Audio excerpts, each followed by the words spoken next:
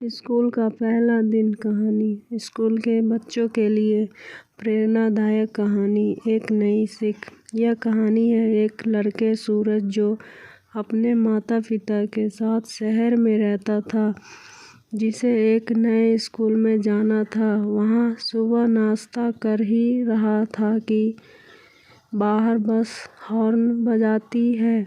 वहाँ अपना school bag टांगता है और अपने माता पिता को बाय करके बाहर खड़ी बस में बैठ जाता है। स्कूल बस चल पड़ती है। वह देखता है कि आगे की सीट खाली है। वहाँ जाकर बैठ जाता है। बस की आखिरी सीट पर एक लड़का बैठा जिसका नाम राहुल है। वह सूरज को देख कर चिल्लाते हुए बोलता है, रुको, वहाँ मत बैठो, यहाँ आ जाओ। सोच विचार करके राहुल के पास चला जाता है और जाकर उसके साथ बैठ जाता है। तब राहुल कहता है, तुम्हें पहले तो नहीं देखा इस बस में। अब सूरज कहता है, हाँ, आज मेरा स्कूल में पहला दिन है, लेकिन तुमने मुझे वहाँ बैठने से मना क्यों किया? तब राहुल कहता है, आज तुम्हारा पहला दिन है ना, अभी थोड़ी देर में तुम सब समझ जाओगे। थोड़ी देर बाद बस रुकती है और बस में राजेश चढ़ता है और वह वही सीट में जाकर बैठता है जिसमें सूरज बैठा था। राजेश के बस में आते ही सभी बच्चे घबरा जाते हैं और सूरज सभी बच्चों को घबराए हुए देख रहा था। तभी राजेश सामने बैठे दो बच्चों से पूछता है, अरे कैसे हो? तब दोनों बच्चे डरे हुए कहते हैं, ठीक है राजेश भाई, तुम कैसे हो? तब राजेश उनमें से एक के गाल को जोर से खींचते हुए कहता है, तुम्हारा भाई शेर है, उसे क्या होगा? यह सब सूरज और राहुल पीछे बैठकर देख रहे होते हैं। तभी राहुल के बोलता है, इसलिए तुम्हें मैं मना किया था वहाँ बैठने से। तब सूरज कहता है, थैंक यू दोस्त, तुमने मुझे बचा लिया, नहीं तो आज पहला दिन ही आखिरी दिन हो जाता। तभी राजेश दूसरे बच्चे से कहते हैं, चल रे, थोड़ी मेरी बाजुओं को दबा दे। वह बच्चा डर के मारे राजेश की बाजुओं को दबाने लगता है। तभी सूरज राहुल से कहता है, अगर यह सबको रोज ऐसे ही तंग करता है तो इसकी टीचर से शिकायत क्यों नहीं करते? इस पर राहुल कहता है, शिकायत की थी, लेकिन इस पर उसका कोई असर नहीं पड़ा और जिसने इसकी शिकायत की थी उसे इसने इतना तंग किया, उसे मजबूरन स्कूल छोड़कर जाना पड़ा। सूरज खुद से कहता है, लगता है यह कुछ ज़्यादा ही बिगड़ैल बच्चा है।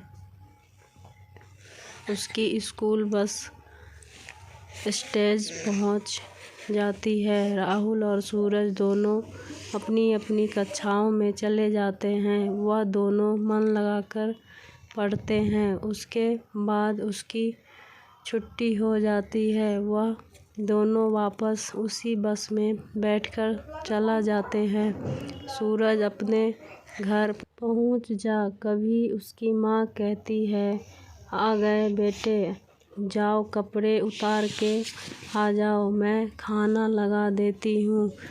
सूरज अपने कमरे में जाकर कपड़े उतार कर तैयार होकर खाना खाने आता है और कुर्सी में बैठकर राजेश के बारे में सोचने लगता है।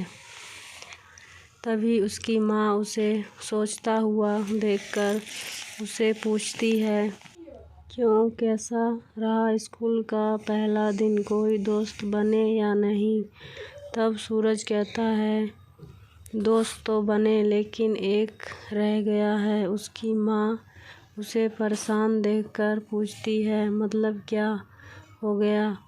मुझसे कहो, मैं भी तो तुम्हारी दोस्त हूँ ना।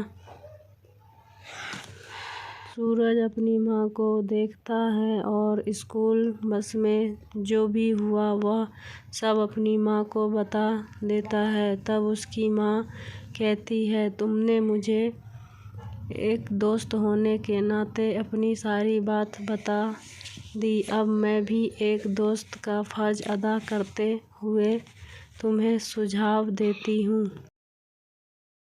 सूरज की माँ बाहर चले जाती है और बाहर से 2 लकड़ी लेकर आती है। उसके बाद वह पहले एक लकड़ी को तोड़ती है, उसके बाद दूसरे लकड़ी को भी तोड़ देती है।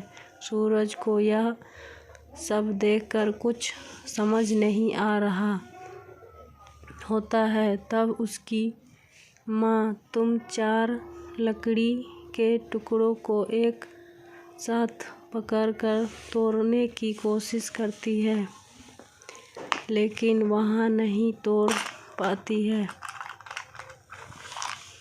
वह फिर से कोशिश करती है, लेकिन वह चारों लकड़ियाँ इतनी मजबूत हो जाती है कि वह उसे नहीं तोड़ पाती है। वह थक हार कर उन चारों लकड़ियों को टेबल पर रख देती है।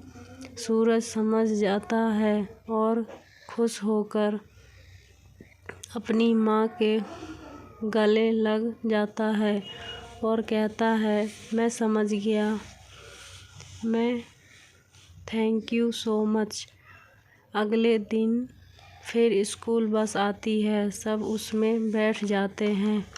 तभी बस रुकती है और बस में राजेश चढ़ता है, लेकिन वह बस में चढ़ने के बाद देखता है कि उसकी सीट पर राहुल बैठा हुआ है। तब राजेश उससे कहता है, क्यों रे, तुझे पता नहीं है यह सीट किसकी है?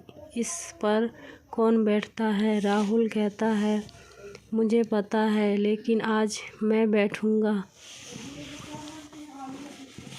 राहुल की बात सुनकर राजेश को गुस्सा आ जाता है और वह राहुल को मारने लग जाता है। तब सूरज आता है और कहता है, खबरदार जो राहुल को हाथ लगाया।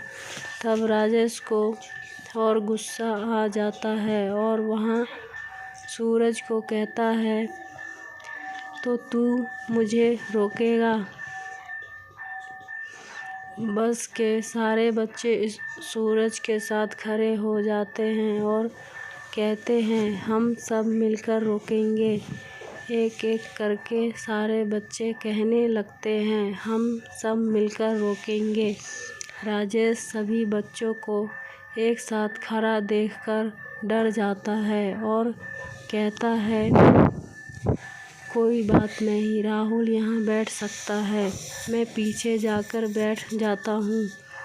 सभी बच्चे राजेश को डरा हुआ देखकर अपनी एकता पर खुश होते हैं। सूरज और राहुल सभी बच्चों को खुश देखकर मुस्कुराते हैं।